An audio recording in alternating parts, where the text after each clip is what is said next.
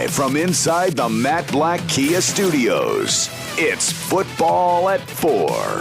Football at 4 is powered by the Inside the Birds podcast. Andrew DiCecco's here. We're continuing to go through our division previews. AFC South is on the list. Before we get to Andrew, Dave in North Cape May, John in Cape May Courthouse, Thomas in Lewis, Delaware, earlier in the show, have qualified for that trip to PNC Park in Pittsburgh to see the Phillies play the Pirates. We'll do another qualifier this hour on the Sports Bash. Dave in Violin, MG, what's your top ballparks you have and haven't been to? Well, I don't know which ones are my favorite that I haven't been to because I haven't been to them yet. I would like to go to San Diego to see Petco. I would like to go to San Francisco to see Oracle. Outside of those, I don't know that I have one that I'm like dying to see. Fenway and Wrigley are in my top two, but outside of those historic ballparks, I'm telling you, PNC Park in Pittsburgh is probably my favorite ballpark that I've ever been to outside of Fenway and Wrigley. It is a awesome, awesome ballpark, and Pittsburgh is a tremendous city. So if anybody out there hasn't entered to win that trip yet and you want to go, listen for that sounder to go off this hour on the Sports Bash. All right, division previews continue. The AFC South. This might be the least compelling division in all of football, Andrew. Let's bring him in. Andrew DiCecco for Football at 4. I mean, we've had some good ones, the AFC East and the North last week, but the South, of all the divisions in all of football, this might be the least compelling division in the entire NFL. Would you concur? Yeah, I'd say that's accurate. Not a great run of teams here. Jacksonville, your champion, 9-8 last season. So let's take a look. Doug Peterson in year number 2. Trevor Lawrence. What do you look at in Doug's second year? Trevor Lawrence now and the offense he has around him. What do we expect from this Jacksonville Jaguars team on the offensive side of the ball? Big expectations for Trevor Lawrence. I think he's going to take a substantial step forward. He has Travis Etienne and Tank Bigsby, who they drafted in the third round of the season in April. Evan Ingram, the tight end, is a player that I have high upside for. I have high hopes for this season. I think he's going to be a really good fantasy asset. Offensive line, they drafted Anton Harrison the first round. Walker Little's still there. Brandon Scherf's still there. Calvin Ridley's coming back this year. Zay Jones is still there. Christian Kirk, I think, is going to take another step forward the second year in the offense. And they added Jamal Agnew, who was formerly with the Detroit Lions. He's going to be a big asset on special teams in the return game. Yeah, let's look at Ridley real fast. Obviously, it was a first-round pick, had the suspension, missed all of last year. They spent all this money on Kirk last year and Zay Jones, and people kind of laughed at them. Well, they made it to the playoffs, and now they add Ridley. How big of a step forward will he help that offense take? A lot, if he's able to get his sea legs under him pretty quick and really build that chemistry with Trevor Lawrence. And, I mean, he's a great player. He's a terrific route runner. I think that if he's able to adapt pretty seamlessly, they're going to have another player to add to it, what I think can be a high-octane offense given their running game. I think the quarterback is going to take another step forward and become known as one of the more preeminent passers in the league. So I think Calvin Ridley is certainly going to aid in that process. Yeah, I'm looking forward to see Lawrence and Ridley, those guys together. Doug Peterson in year number 2. That should be a fun offense on that side of the ball. And then defensively, Devin Lloyd, Tyson Campbell, Trayvon Walker, they've got some interesting pieces on this defensive side of the ball. What kind of defense can they be? Oh, I really, first and foremost, like what Mike Caldwell, their defensive coordinator, has done, former Eagles linebacker in the Jim Johnson era, of course, and he really helped transform that. This is his second year as the DC. He moved up through the coaching ranks pretty quickly.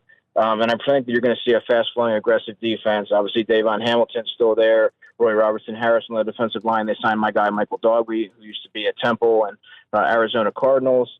Outside linebackers, you have Josh Allen and Trayvon Walker, pass rushing from the outside. Devin Lloyd, who they drafted from the first round in 2022, is right there in the second level. And then they have their secondaries led by third-year cornerback Tyson Campbell and safety Andre Sisco, who picked 6 Jalen Hurts in the monsoon-like game back in week 2, I believe, last season. Yeah, we're talking with Andrew DiCecco. Jacksonville, 9-8 last season.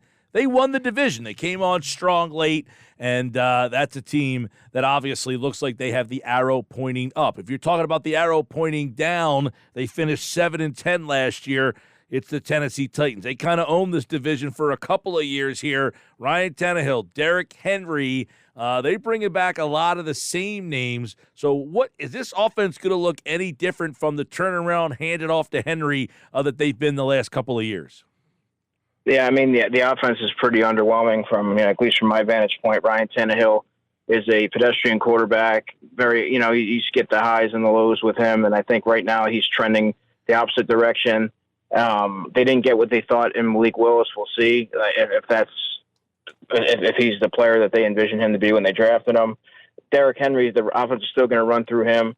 They drafted Tyjae Spears from Tulane. He's a pretty explosive player in the third round in April. They don't have much in the way of a passing game. I mean, Chigoziem Okunwanu, their tight end, is a sleeper type of player in fantasy. Just out of necessity, they have to facilitate the ball to somebody. I think he can be a good red zone guy. I think, they got Pete Skoronski at right tackle.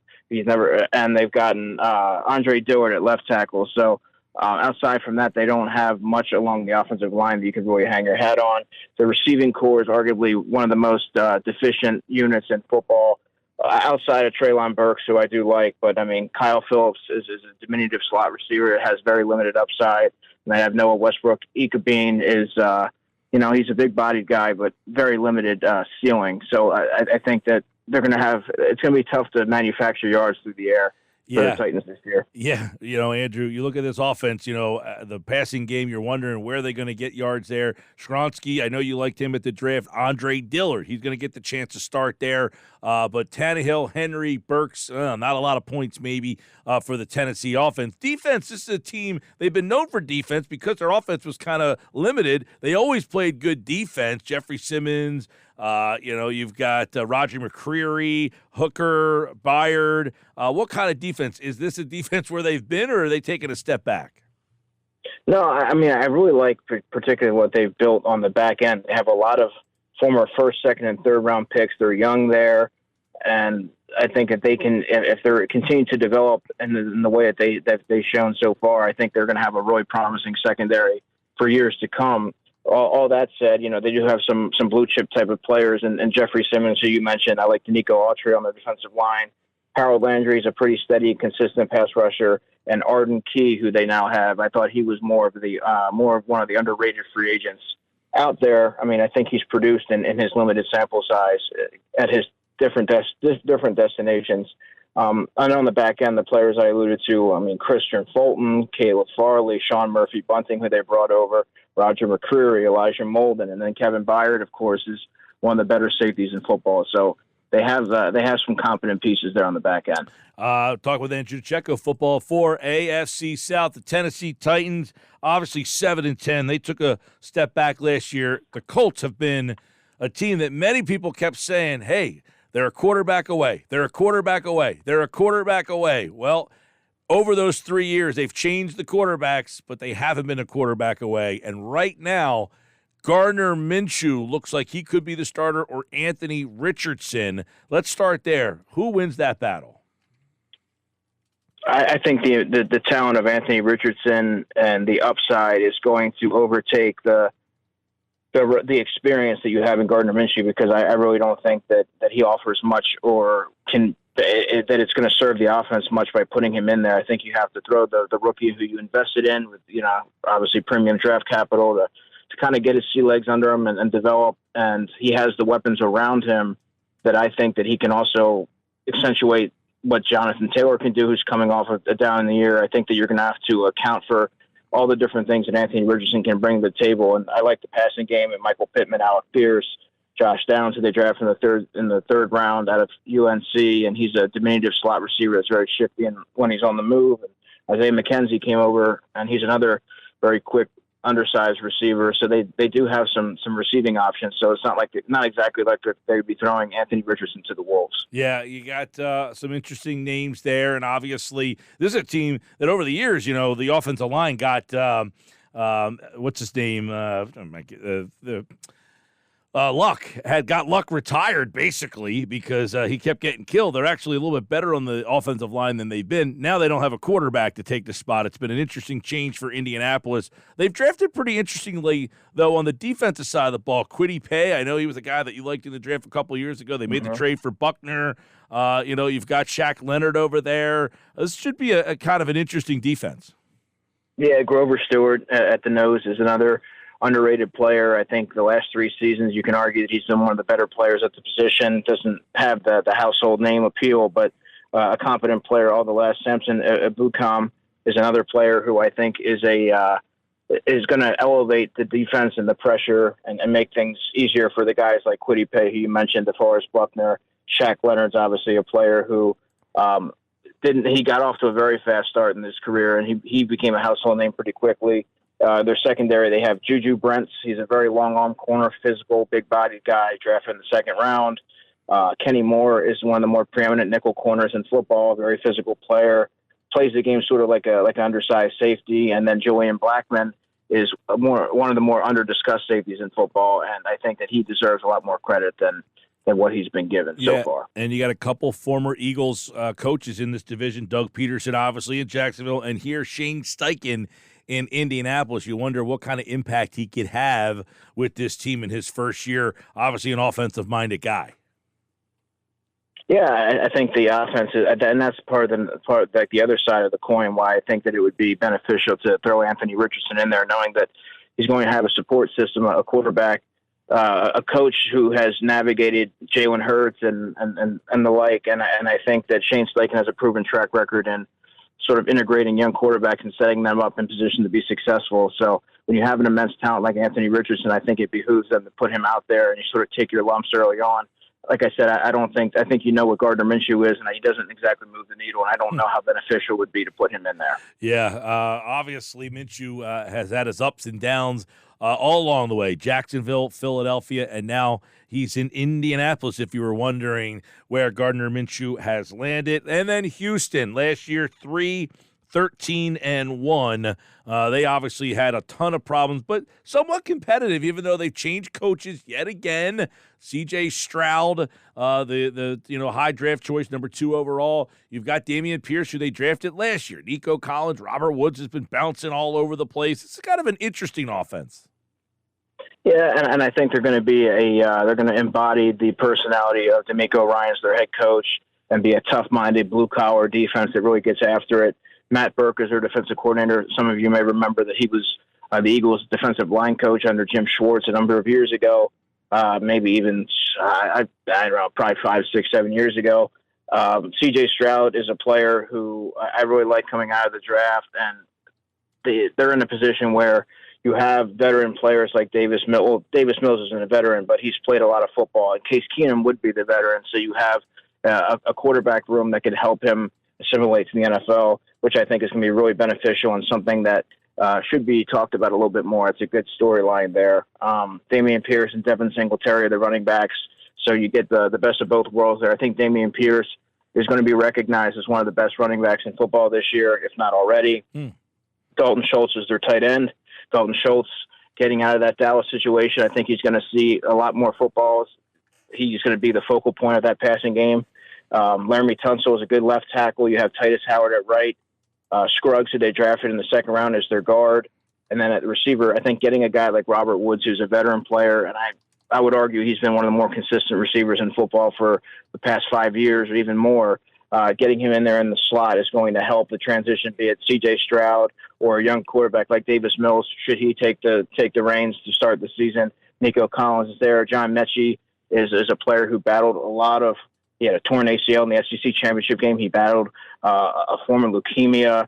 He was drafted in the second round last year, didn't play last year, obviously, and formerly of Alabama, a lot of speed. And I think that all signs indicate that he's going to be ready for training camp. So he's going to be a player that I think can elevate that offense. So they do have some pieces there that are going to make it interesting. I'll tell you what, you talk about the pieces there. Defense, they got some fun pieces. Anderson and Stingley and Griffin and Kirksley and Harris and Hughes and Rankins.